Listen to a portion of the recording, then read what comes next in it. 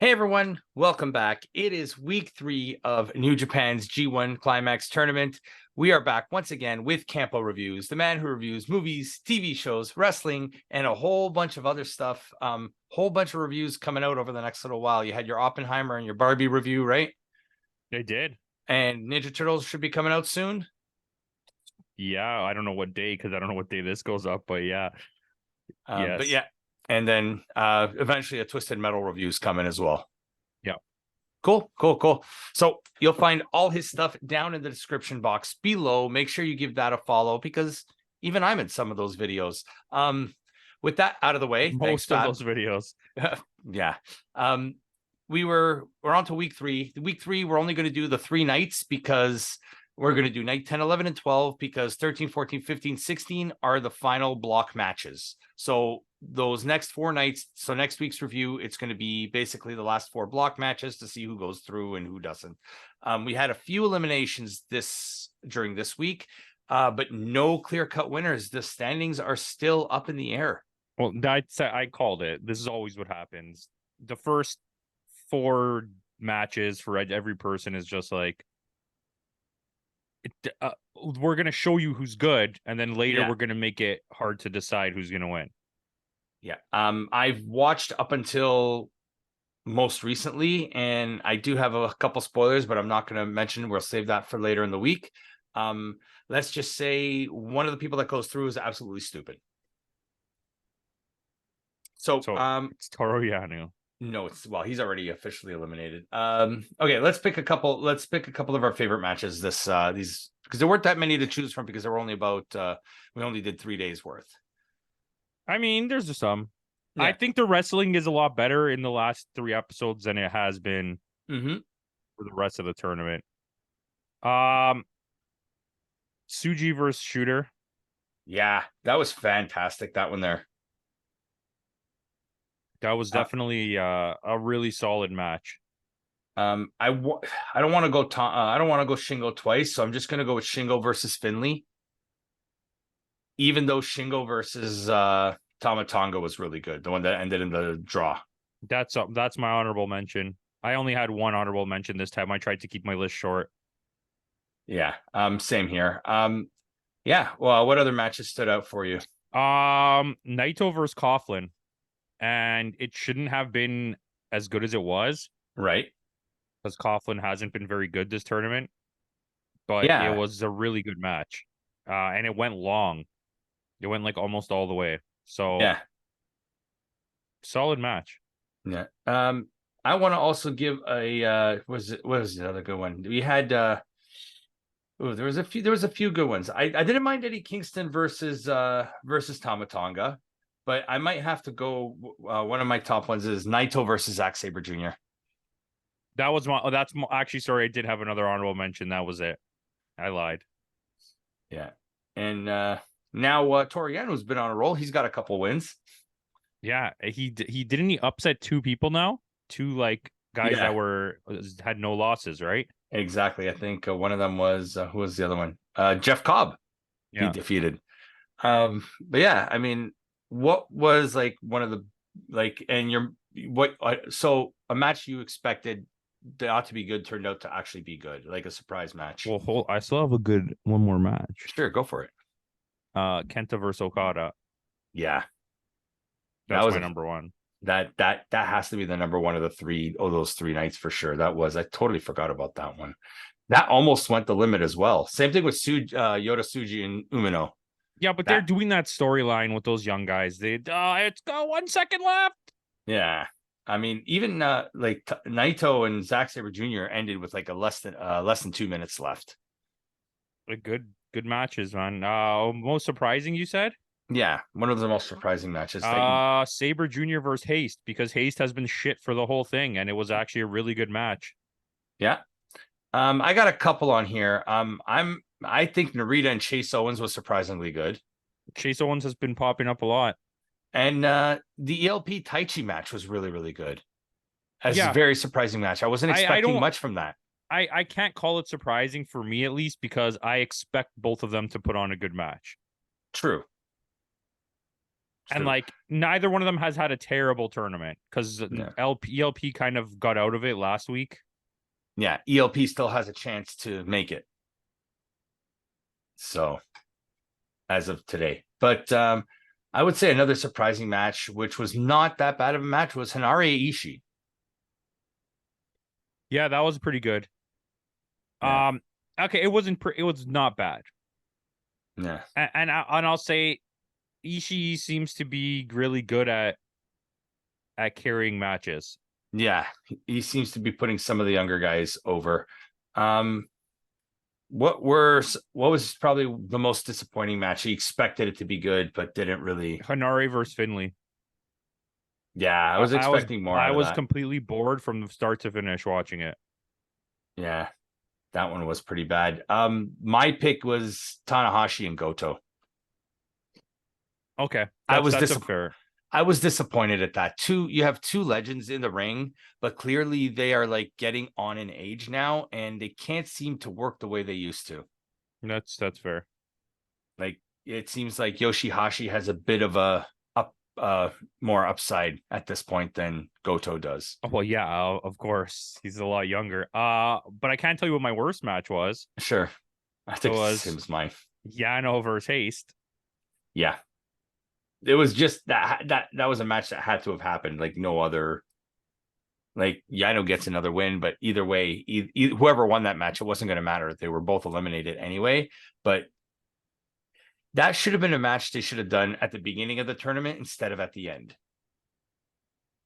It should have just not done it at all. They should have just both pretended they were injured and just not had the match. And both of them forfeit the match. Mind you, there were some funny spots, but it's like once we start taping a bucket to his head and stuff like that, like it's like we were out of the like it took the immersion out of it. The best option there would have been for both of them to tape each other and then get a double count out within that would have been seconds. I would have did that instead of having it go. How long did it go for? It's like 7 minutes.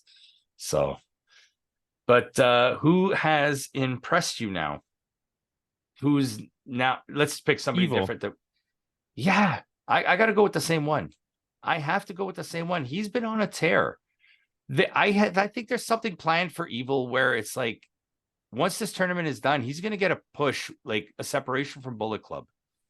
They already seem like they're doing that. That like they're like sprinkling in the idea of a split where I think that you're going to have a feud. I said this already, I think, but Bullet Club versus House of Torture. House of Torture. Yeah.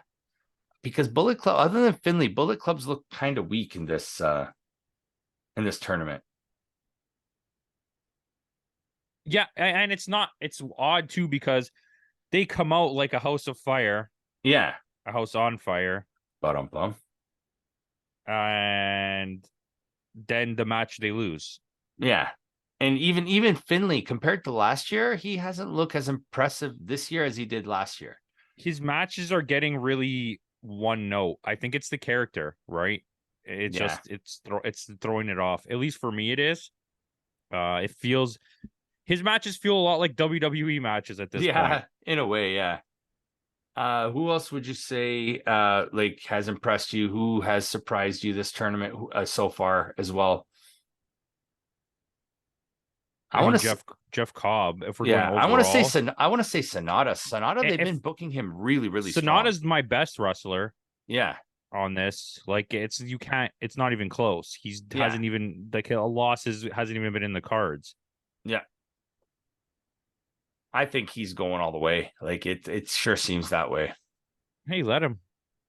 I'm not going to complain. A little bit of shine on him, right? It's never a bad thing. A little bit of shine on your champion. It'll be a good match. Yeah. The finals should be good with who goes through. So, I mean, but who's been your most disappointed? Who are you expecting more so far this year? Who have you been expecting more? For me, I already said it. Mine was Finley. I was expecting more from him this year, and he hasn't shown me that yet. I'm going to base this on the fact that you started him out so hot, and then right now he's so bad, and it's Aaron Henare. I believe one of the days one of us said he was the most surprising, and now he's on the most disappointing. So it's amazing how things can just change in a week. Like Like he hasn't that one match, like you said, with Ishii was decent. yeah, It was a good match, but I felt like it wasn't him that it was the reason why it was good. it was Ishii Yeah. that kind of carried that match. Yeah, like he's another one. Both him and Finley last year, it was like we saw so much good stuff from them last year. And Evil was absolutely terrible last year. Didn't Evil like go 1-7 or 1-8 or something like that? Yeah. Evil got spanked last year. Yeah. And this year he's on a tear. Jeff Cobb kind of did a 500. Jonah was the big one last year that they were pushing, but now he's in a jobber battle royal on SummerSlam. Hilarious. Yeah. Hilarious. How things have changed in a year for that guy. I mean, it's once again, it's a thing. I think there's two kinds of wrestlers. There's legacy wrestlers and there's sellouts. And like it sounds like a bad thing to do, but a lot of people are going to take the money over whatever. It's like, but there's a lot of, we'll talk about it when we do our SummerSlam reviews coming in a couple days, probably right the day after this.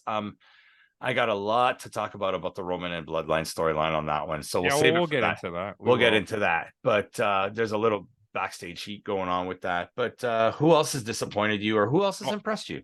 I'll tell you who the worst wrestler is, period. Sure. Tanahashi.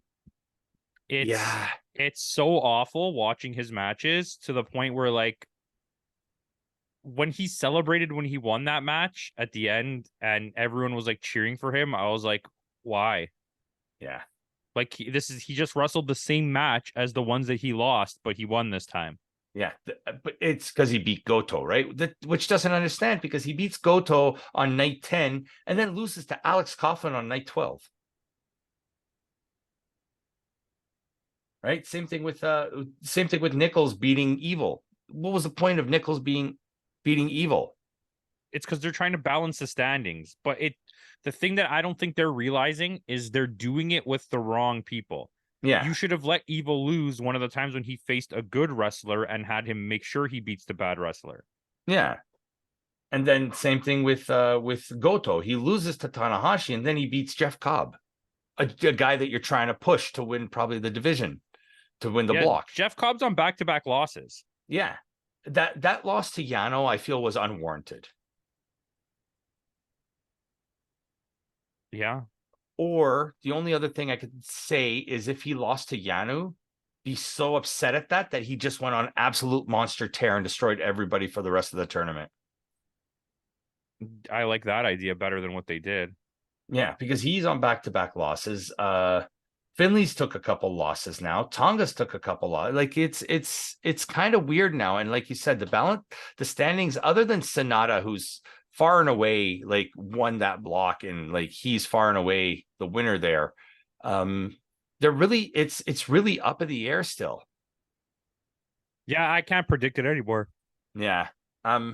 So with that, I'll show you what the standings look like right now. Go right to it right here. Boom. So here are the standings now. Right now, Sonata is still the only one that's qualified.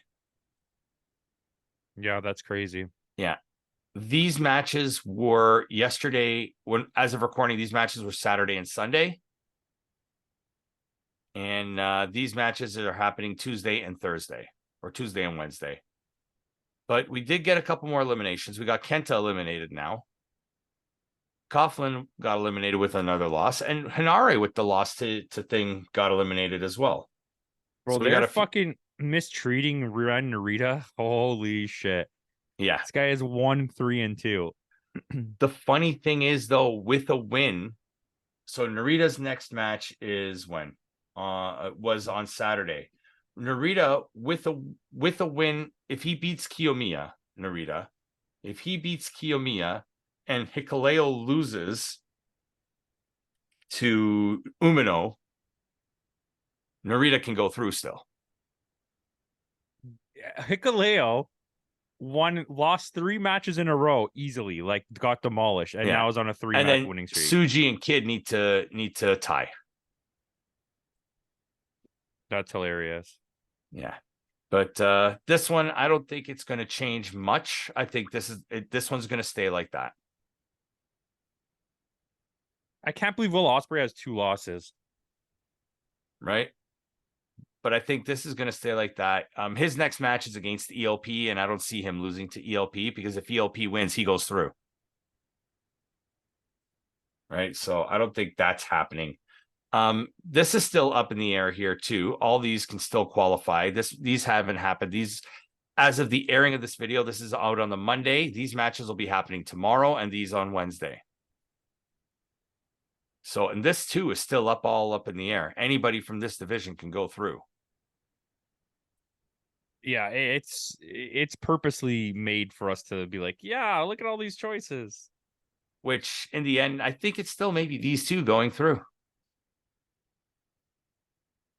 Unless Cobb takes another loss and Zach and Naito win. Cobb is facing Haste, and Zach is facing Goto, and Naito is, of course, he's facing Tanahashi. I bet you they'll make him lose to Tanahashi. If they do, that's so stupid. Right? Because if they all lose and Tanahashi wins, he wins. Cobb has to lose. Cobb has to lose to Haste, and Zach has to lose to Goto. If Zach loses to Goto, Goto and Tanahashi go through. That's crazy. Yeah. So I think that's a little silly. But we shall see. Tune in a week's time when we will have the full bracket ready for you. I already have the mock-up of the bracket ready, so I'll be sharing that with you guys next week once all the division winners are through. And anything else to add before we head out and end this one? No. All right, then. That out of the way, thanks again for joining us. We'll see you all next time. And in the words of Kenny Omega, goodbye and good night.